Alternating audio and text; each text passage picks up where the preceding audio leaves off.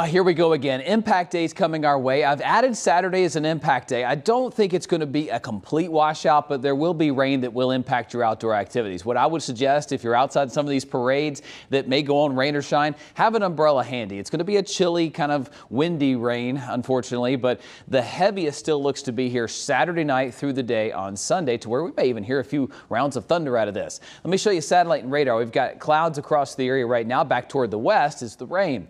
It's nice out. 58 degrees in Anderson. It's 58 in Greenville. Any kind of dinner plans you may have tonight, as long as you're home by 10 or 11 o'clock, that's your curfew, weather-wise, you're going to be fine. I don't think you'll see any scattered showers or anything like that until 10 o'clock or after.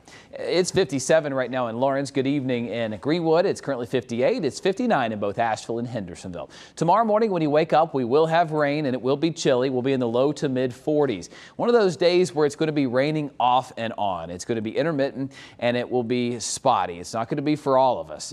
50 degrees in the morning. Notice the rain holding steady around 50 to 60% throughout the day. Again, this is our better of the 2 days over the weekend, but we'll watch it closely. I know there's a lot of parades. There's a lot going on outside. Not the ideal forecast, right? In the mountains, there'll be a little bit of a break or a lull through the middle part of the day, but you can count on rain being possible just about at any given time.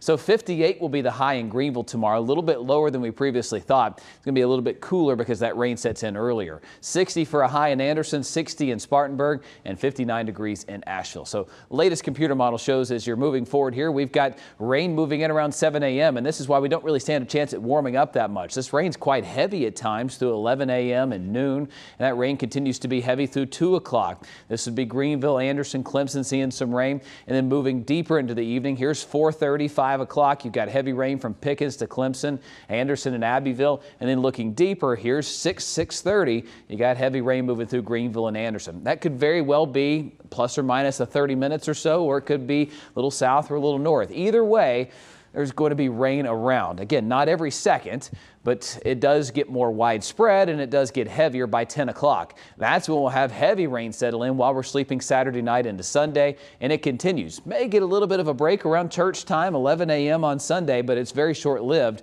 By the afternoon, 3:30, that rain's picking back up and it will be heavy at times. And then the cold air catches up with that rain in the mountains where you break out into snow. Asheville northbound, 1 to 3 inches will be likely there, with heavy rain continuing across the upstate. Looks like we all clear out snow and rain by 11 p.m. Sunday night. As far as wind is concerned, it's going to be really gusty going into Sunday evening. Those gusts around 20-30 miles per hour in the upstate, up to 40 miles per hour in the mountains. As far as rainfall potential is concerned, it's really going to be a big soaking here. The models have gone up run by run here around 1 to around 2 inches across the area, especially if you get some of those training. This will really put a dent in our drought if we can get this much. Storm fuel. This robbed us of the rain last week. If we get a lot of storm action down to the south on Sunday, that'll kind of put your finger over the faucet or the hose right there. You know, that kind of spreads it out. You know, one of those things where I don't think we're going to get any kind of blocking storms, at least not as much as last week. There's just not a lot of storm fuel to block the storms or rain from our area. So